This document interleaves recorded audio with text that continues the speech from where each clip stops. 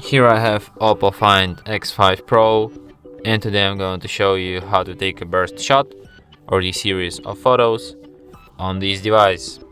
So firstly you have to open camera, then tap here, go to its settings, then select option touch and hold shutter button and select take burst shot. And now in order to take a burst shot you just hold down shutter button, and after that the burst shot starts. You can only take 20 shots, and here you can review these burst shots. And that's it. Thanks for watching.